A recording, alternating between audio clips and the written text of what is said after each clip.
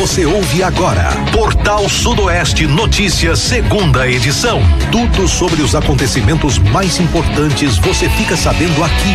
Portal Sudoeste Notícias, segunda edição. Para você de rádio ligado na Portal Sudoeste, muito boa tarde, um bom almoço para você, obrigado pela sua audiência. Quinta-feira, 30 de maio de 2024, a partir de agora você acompanha o Portal Sudoeste Notícias, segunda edição. Você também participa no nosso telefone, no nosso WhatsApp, 77-3444-1043 e acompanha através do nosso site www.radioportalsudoeste.com.br. O Portal Sudoeste Notícias, segunda edição, hoje tem a apresentação do Emanuel Fernandes e também do Luiz Brito. Emanuel, boa tarde. Boa tarde, Luiz Brito, e a você na audiência, muito obrigado pelo carinho.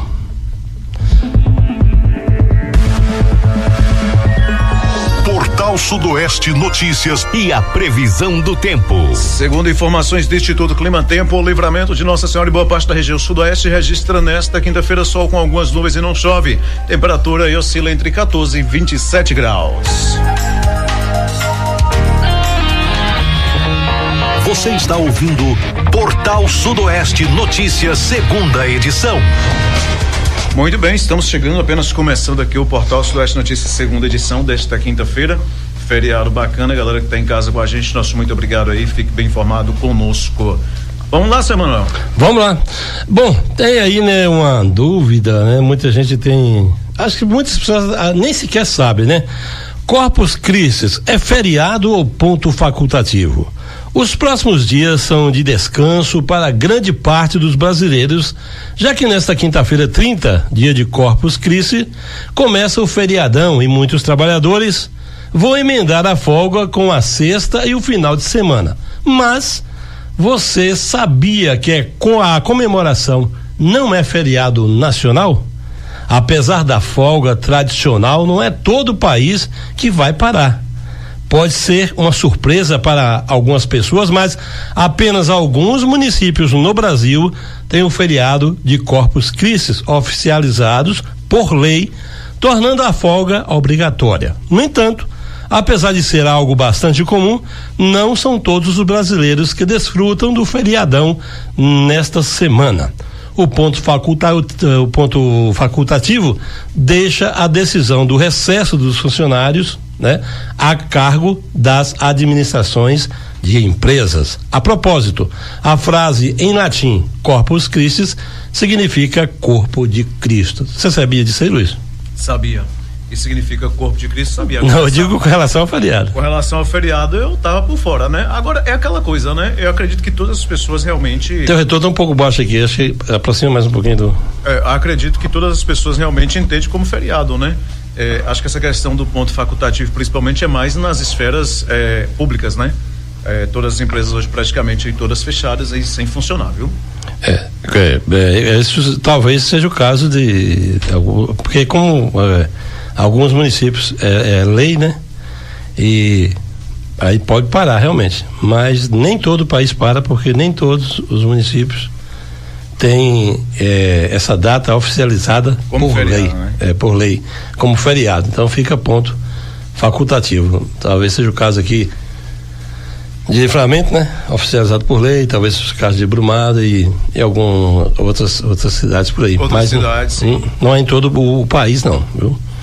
Muito bem, olha, Luiz, eu tenho aqui uma matéria para passar para os nossos ouvintes.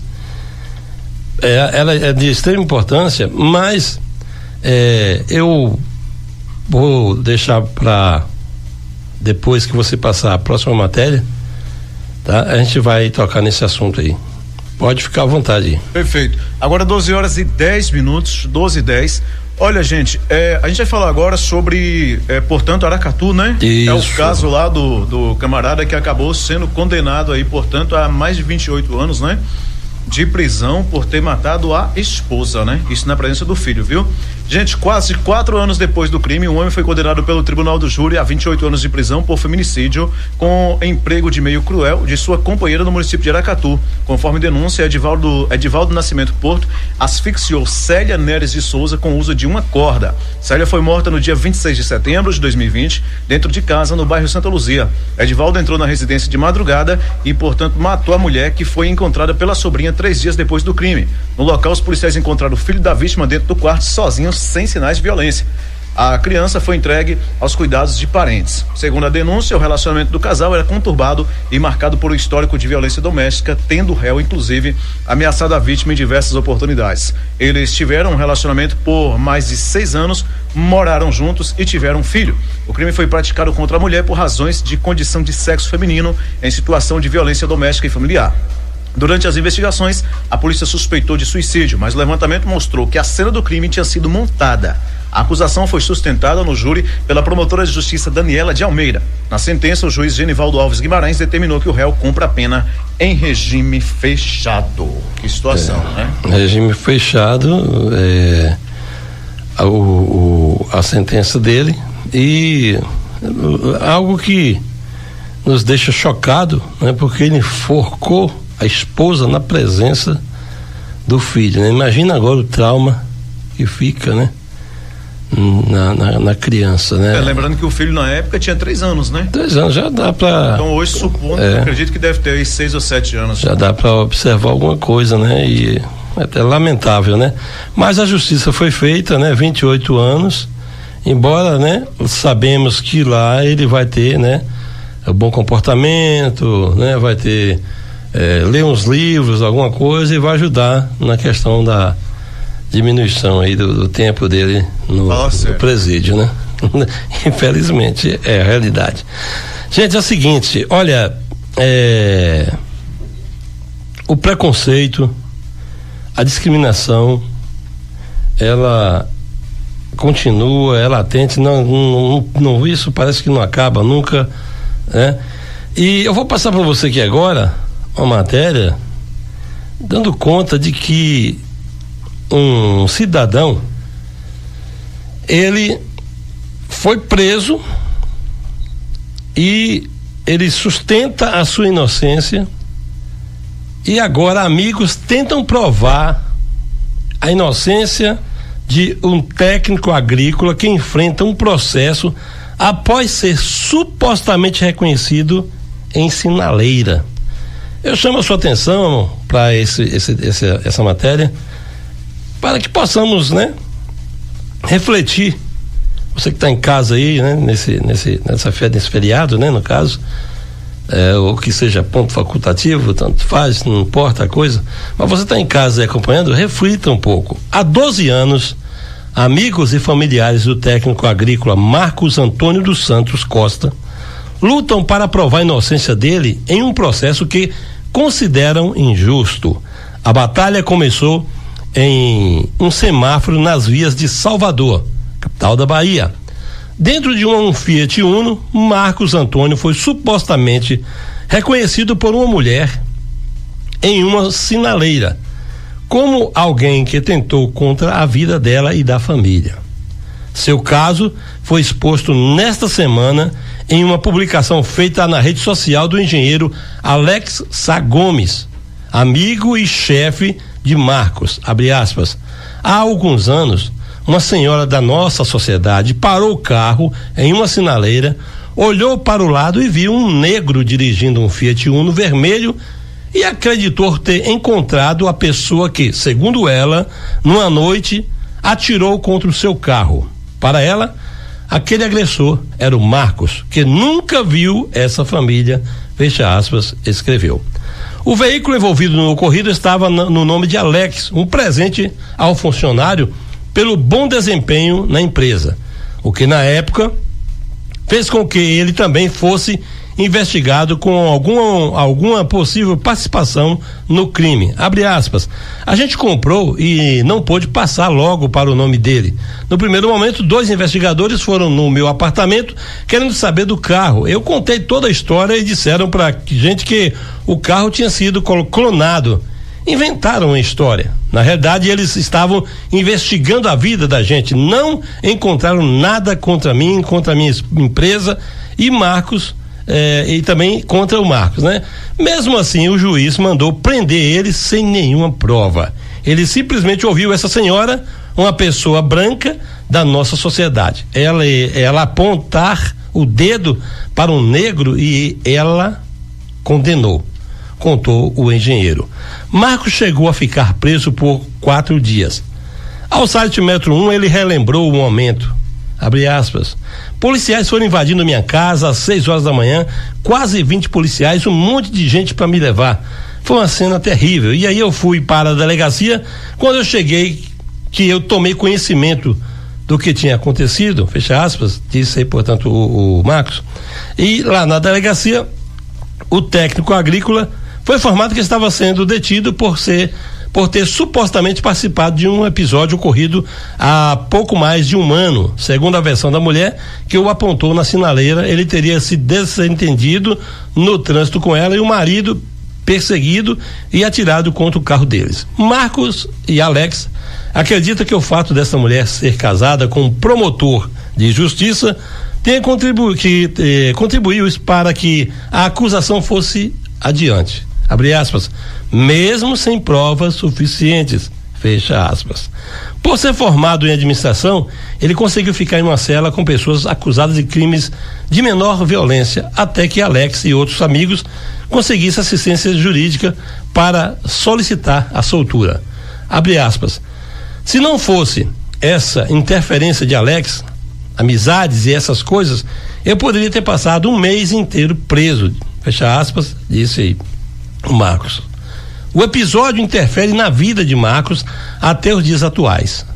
Abre aspas. O medo me perseguiu esses 12 anos. Às vezes dava uma desligada, mas vira e mexe uma parada de viatura na rua, aí vinha sempre o caso, me assombrava. Tinha pesadelos com a polícia invadindo minha casa e até hoje tenho. Esse medo não para nunca, é uma espada na minha cabeça, lamentou. O processo de Marcos segue em aberto, com a audiência marcada para o próximo mês, e ele tem expectativas de que a situação finalmente tenha um fim. Abre aspas. Eu vou fazer 60 anos, eu quero paz na minha vida, não quero nenhuma mancha no meu nome, não tive proteção alguma do Estado perante isso, fui apontado como aquele que no caso aqui, ele foi apontado como aquele homem preto, uma ameaça. E eu nunca me pus nesse lugar. Eu não quero continuar nesse lugar. Não sou ameaça para ninguém, relatou o Marcos. Assim como ele, seu amigo Alex, que o ajudou com o caso, também considera que houve uma negligência do Estado com Marcos. Abre aspas. Culpado maior não é o casal, é o Estado brasileiro, e ele tem que defender o cidadão.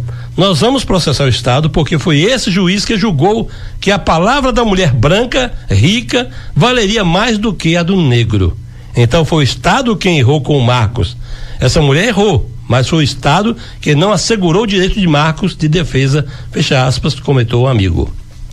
Ao site Metro 1, o site Metro 1 entrou em contato com o Tribunal de Justiça da Bahia para saber mais detalhes do processo, mas até o momento, no fechamento da matéria, não se obteve respostas. Então, por que eu fiz questão de passar esse relato para vocês?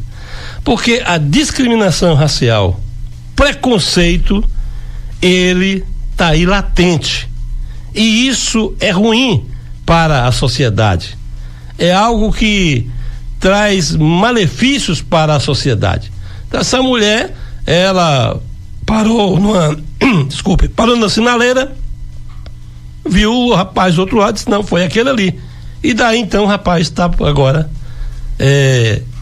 há 12 anos, né? Com esse problema todo aí, sofrendo e aguardando agora uma audiência, né? Para resolver a situação em definitivo, sem contar os traumas que ficaram com ele, né?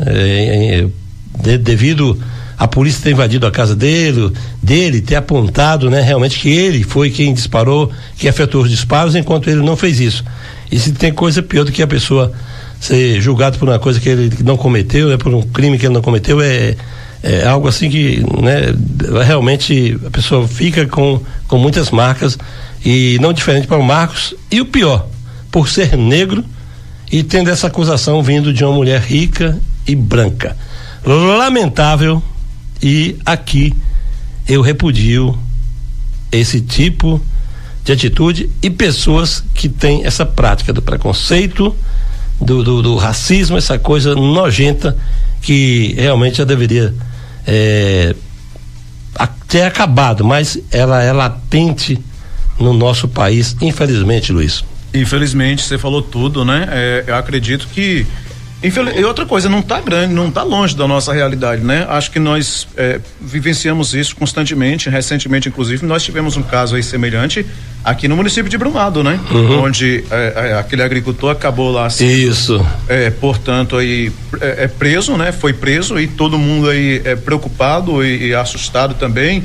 Falou: olha, eu conheço o cidadão, a gente conhece super bem e tal, é uma pessoa de boa índole, não faz mal a ninguém e tal, e ficou aquela coisa toda, e foi um Deus nos acuda, né? E os advogados, inclusive, tiveram muito trabalho aí realmente para liberar esse rapaz, inclusive liberando, e depois ainda está realmente correndo atrás para poder provar aí uma porção de coisas, né? Então, e tem tratamento psicológico ainda. Ainda tem isso, né? Fora o problema de ter ido preso, de ter levado a pessoa lá para a delegacia e tantas outras coisas. Então realmente é uma situação muito delicada, muito complicada também, é uma pena, viu? Emanuel, nós vamos para o nosso WhatsApp. O ouvinte manda aqui: boa tarde, senhores amigos da Portal, por favor, chama a atenção do setor responsável aí, chamado Vigilância Sanitária de Dom Basílio, porque chiqueiro de porcos em Jatobá ninguém aguenta mais, viu? Cadê a fiscalização por parte da vigilância? Porque isso aqui é velho, faz muito tempo acontecendo e ninguém faz nada. Somos obrigados a aguentar essas catingas de chiqueiro, né? Isso é revoltante. Desde já agradeço. Uma boa tarde. Aí já acho que a segunda vez quando no programa, ano que vem, mas já é antigo esse negócio aí. Antigo.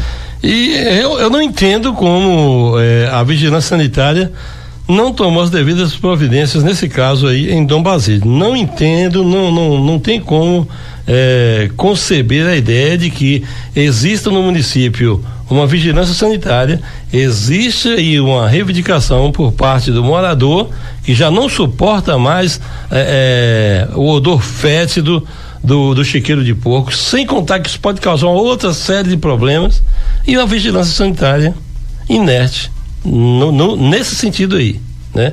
Não vamos aqui generalizar, inerte nesse sentido aí, de não atender a reivindicação desse pessoal por conta desse chiqueiro de porcos aí que está causando transtorno aos moradores. Agora, aquela coisa já chegou inclusive aqui dentro do programa, deve estar arquivado aí do nosso setor de reclamações, inclusive reclamações de ruas mais próximas lá do município, né? O Jatobá já é um pouco mais distante, eu acredito, né? Deve ter uns 3 ou 4 quilômetros de distância, não sei. Imagine dentro da cidade que é mais próximo, já teve. Imagine lá no Jatobá agora, né? Complicado. Acusado de matar criança, olha gente, acusado de tentar matar criança de 2 anos é preso em Teixeira de Freitas. O homem foi preso preventivamente na última terça, 28, na zona rural de Teixeira de Freitas, no extremo sul baiano, após tentar matar uma criança de 2 anos. O mandado foi cumprido por policiais da Delegacia Especial de Atendimento à Mulher DEAN do município, como parte da operação Caminhos Seguros. Segundo a polícia, o crime ocorreu no último dia 14 de maio, no bairro da Liberdade 2, na residência em que a vítima e seu ex-padrasto moravam. O homem teria sufocado a menina e a agrediu com socos no abdômen, sendo contido por uma vizinha. A criança foi socorrida para uma unidade hospitalar e, portanto, posteriormente encaminhada para acompanhamento psicossocial. O acusado passou por exames de corpo de delito e segue custodiado na carceragem da Delegacia Territorial de Teixeira de Freitas. Isso, né, Emanuel? Até ler alguns livros. E aqui é o seguinte, né? Se a vizinha não vai prestar o socorro, ele poderia ter matado essa criança, né? Esse padrasto poderia ter matado essa criança. Vamos esperar, se é que podemos esperar a rigor da lei nesse caso também, né? Vamos aguardar. Muito bem, vamos dando sequência, 12h34. André Mendonça diz que fim da saidinha não vale para preso que já tem benefício. Durma com um barulho desse. O ministro André Mendonça, do Supremo Tribunal Federal, STF, decidiu na quinta-feira, 28, que a aprovação da lei que acaba com a chamada saidinha de presos não vai, ou melhor, não pode valer para atingir quem já desfruta do benefício. O posicionamento foi expresso em uma decisão proferida em um habeas corpus de um detento do sistema prisional de Minas Gerais. Após a aprovação da norma pelo Congresso, que passou a valer em abril, o juízo da execução penal decidiu revogar os benefícios que haviam sido concedidos ao preso. Abre aspas. O direito penal orienta-se pelos princípios fundamentais da legalidade e da anterioridade, segundo os quais não há crime nem pena sem prévia cominação legal. Ou seja, em regra, a norma penal deve ser anterior, não retroagindo a fatos pretéritos, salvo se benéfica ao acusado, fecha aspas, declarou e, portanto, o ministro. A lei aprovada pelo Congresso e foi sancionada pelo presidente Lula revoga a possibilidade de condenados por crimes hediondos ou cometidos com violência ou grave ameaça saírem temporariamente da cadeia para estudar, né, ou trabalhar. Só que agora o ministro André Mendonça, ele diz o seguinte: isso aí não vai valer para quem já tem o benefício, não. Ou seja, nós temos aí a grande maioria dos detentos, né, que já são beneficiados com a saidinha. Vai sobrar o quê? Muito pouco. Vai sobrar muito pouco, porque ou quase nada, né? Ou quase nada, porque todos são beneficiados com a saidinha. Agora, como aqui ele usa, né, a lei dizendo, né, com todas as letras, né, que a coisa não pode ser feita de forma que venha digamos assim, a prejudicar a quem já tem o benefício, ou seja, não retroagindo a fatos pretéritos, salvo se benéfico ao acusado. Então, nós temos aí essa saidinha, que o fim da saidinha, que na realidade não vai ser fim de saidinha, porque ela só vai valer para os presos que forem detidos a partir de agora. Se ele foi preso a partir de agora, ele não tem direito à saidinha, a depender do crime. Se for um crime hediondo, com violência ou grave ameaça, ele não vai ter mais direito. Mas a grande maioria dos que já estão detentos vão continuar com a saidinha normal. Resumindo, trocaram 6 por meia dúzia, como dizia a minha saudosa vozinha. Eu tava olhando essa próxima pauta aqui, seu Emanuel, quando você pensa que já viu de tudo, hein? Uhum. Gente, em Vitória da Conquista, um homem é preso usando carrinho de criança para esconder drogas. Olha, um homem foi preso em flagrante suspeito de tráfico de drogas e maus tratos após usar o filho de 2 anos para disfarçar a entrega das substâncias ilícitas na última terça, dia 28, em Vitória da Conquista, sudoeste do estado. 30 pinos de cocaína foram encontrados dentro do carrinho da criança. De acordo com informações da Polícia Militar, os agentes realizavam rondas na Avenida Maceió quando avistaram um homem em situação suspeita, né? Portanto, o suspeito teria vendido drogas a um casal. Segundo a PM, o casal que recebeu o material iria revendê-lo para outra pessoa. O homem vai responder por tráfico de drogas e maus tratos, porque utilizar a criança para inibir a venda de substâncias ilícitas é definido como exposição da saúde e segurança da criança a um perigo direto e iminente. O homem e o casal que comprou a droga foram encaminhados para a delegacia, onde segue à disposição da justiça. A criança foi levada para o conselho tutelar. É brincadeira? Quando a gente pensa que já viu de tudo, né? Tem muita coisa para se ver ainda e coisa ruim. E eu, no caso aqui, pelo que eu entendi, quando ele passa a droga para um outro casal e outro casal ia revender, no caso, ele com esse carrinho com a criança dentro, ele estava distribuindo a droga para os seus funcionários, digamos assim, entre aspas, né? Para os aviãozinhos dele lá, né? E o que acontece com a criança no carro? Se porventura acontece dele se apavorar, aí começa uma troca de tiro. Imagina a situação com essa criança no meio de tudo isso, né? Então, graças a Deus, a polícia, né? Acho que também a questão do contato da criança com as substâncias aí, né? E isso também, né? Que afeta a saúde da criança, né? Porque ele fica ali dentro do carrinho com aqueles pinos de cocaína, né? Vai afetar, assim, a saúde da criança. Mas, graças a Deus, o tirocínio policial, né? nesse momento tem muito importante. Rua Maceió, eu suponho que seja bairro Brasil, né? É o bairro de Conquista que só tem ruas lá com o nome de estados, né? De estados, e cidades, né? Macaúbas, Caetité, não sei o que, por aí vai. Nesse caso aí, o tirocínio policial foi importante porque perceberam logo que o negócio não estava certo. Isso. E aí agiram rapidamente e agora esse elemento aí vai ter um dedinho de prosa com o delegado. Depois vai para algum presídio e vamos torcer que ele fique um tempinho bom por lá, né? Com certeza depois vai receber uma tornozeleira e vai para casa, porque é assim que funciona a coisa, né? Deveria morfar na cadeia, né? É aquela coisa, é inadmissível, né? Quando o camarada é condenado a uma pena e ele não cumpre essa pena na integridade. Mas é aquele negócio, né? A lei é lei, né? E tem que ser cumprida. E as brechas da lei também têm que ser observadas e com certeza logo nós não nos assustaremos se um elemento desse estiver solto aí novamente na prática de tráfico de drogas. Ok, vamos prosseguindo aí, né? É isso mesmo, vamos lá. Olha só, 12h48. Oliveira dos Brejinhos. Vamos a Oliveira dos Brejinhos porque a polícia apreende 45 toneladas de quartzo em garimpo ilegal. A polícia militar apreendeu 45 toneladas de quartzo na última quarta-feira, 29, em um garimpo ilegal na cidade de Oliveira dos Brejinhos. Segundo a polícia militar, um homem foi preso após confessar a prática de extração clandestina. De acordo com a PM, o garimpo ilegal foi desarticulado por equipes da Companhia Independente de Polícia de Proteção Ambiental CIPA Lençóis. Os agentes receberam denúncias anônimas relatando a extração clandestina de quartzo na localidade conhecida como Vereda. Ao chegarem no local, os policiais identificaram o dono do garimpo, que admitiu extrair o minério ilegalmente. No local foram encontrados um caminhão, 2 retroescavadeiras, 5 containers, além das 45 toneladas de quartzo já beneficiado.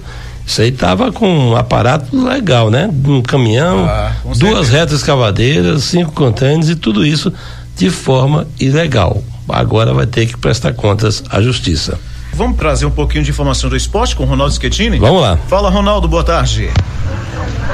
Muito boa tarde, amigos ouvintes do portal Sudoeste Notícias, segunda edição. Só notícias boas para o futebol brasileiro neste meio de semana, né? Equipes que estão disputando a Copa Libertadores, praticamente todas elas irão se classificar para a fase de mata-mata.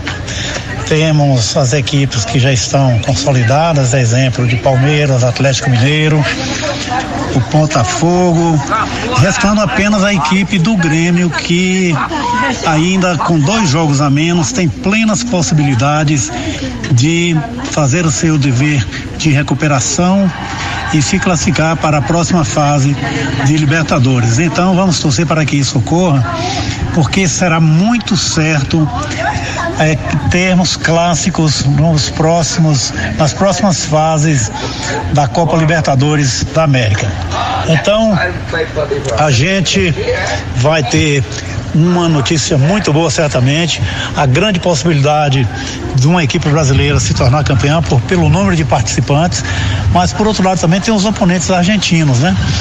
E vamos ver o desenrolar das próximas rodadas para vermos quais serão as equipes que irão se defrontar. Por falar em confrontos, na próxima segunda-feira a Conmebol estará realizando os sorteios dos mata-matas na próxima fase da Libertadores e também os playoffs da Sul-Americana, que conta com equipes também que já estão classificadas. E outra notícia boa também para o desportista é que neste final de semana teremos finalmente o retorno do Campeonato Brasileiro, que ficou paralisado por algumas rodadas em função dos acontecimentos das enchentes lá no sul do Brasil. Portanto, o final de semana que vem, muito futebol, segunda-feira, o sorteio com os principais confrontos da Libertadores e Sul-Americana. Ronaldo Schettini para o Portal Notícias, segunda edição. Tá aí, né? Informações do esporte, futebol por enquanto paralisado, mas volta dia 1º. Segundo aí as informações da CBF, né? Enfim, esse negócio, essa questão envolvendo, portanto, as tragédias lá, né? Do Rio Grande do Sul, esse acontecimento aí no Rio Grande do Sul acabou realmente afetando muita coisa, né? Então, inclusive também até mesmo na questão da educação, né, Manuel? Na questão lá do o processo unificado, né? Também foi adiado, isso, né? E, enfim, todas essas coisas, eu acho que é natural, né? Acontecer isso aí realmente, temos que pensar também nas outras pessoas, não adianta a gente pensar só na gente, e essa tragédia do Rio Grande do Sul, eu tenho certeza que tá aí muitas pessoas unidas, né? Muitas pessoas ajudando, inclusive, por avião, por carreta, de tudo quanto é jeito, vai chegando lá os mantimentos, as coisas necessárias, as doações necessárias, golpes, infelizmente também tá cheio na internet. Muito. O pessoal tem que ficar esperto aí, tem que ficar atento, mas enfim, todos esses acontecimentos aí, é claro, pensando também nos nossos irmãos gaúchos que estão passando aí pelo momento delicado. E a chuva, quando pensava que já estava indo embora, acabou que realmente, né, voltou com tudo lá, portanto, no Rio Grande do Sul, né? Com certeza. Olha, dá tempo aqui para fazer uma matéria? Dá sim. Olha, tem a questão aí das câmeras, né, corporais, nos policiais. Barroso pede para o governo de São Paulo esclarecer função liga e desliga das câmeras corporais dos policiais. O ministro Luiz Roberto Barroso, presidente do Supremo Tribunal Federal, STF, deu prazo de 72 horas para o governo de São Paulo esclarecer a função liga e desliga das câmeras corporais utilizadas pelos policiais. O governador Tarcísio de Freitas, republicanos, precisa informar se o edital está alinhado às diretrizes do Ministério da Justiça e Segurança Pública. Tarcísio também precisa justificar a necessidade de gravações ininterruptas e a redução dos prazos de armazenamento das imagens. A decisão de Barroso atende ao pedido da Defensoria Pública de São Paulo.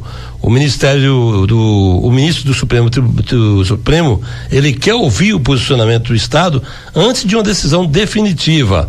A Procuradoria-Geral da República, PGR, e o Ministério Público de São Paulo, MPSP, também foram intimados a se manifestarem dentro do mesmo prazo de 72 horas. Barroso enfatizou a importância da participação do Ministério Público de São Paulo no processo, destacando a relevância do tema em discussão. Na última terça-feira, 28, o Ministério da Justiça e Segurança Pública anunciou uma nova portaria orientando o uso de câmeras corporais por órgãos de segurança pública em todo o país.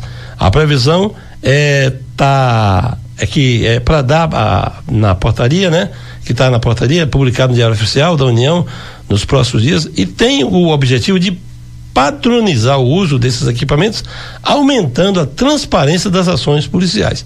Então tá aí, Luiz Brito e ouvintes, essa questão lá em São Paulo, né, das câmeras, né, corporais dos policiais, e o Tarcísio, ele foi dar uma explicação lá de um tal de liga e desliga dessas câmeras, e agora o Supremo Tribunal Federal quer saber que negócio é de liga e desliga e como é que vai funcionar, coisa, né? Vai ter já a câmera já é justamente para poder tirar dúvidas de algumas autuações, né? Portanto, policiais. E aí agora vem o liga e desliga e o Supremo. Qual a função disso aí?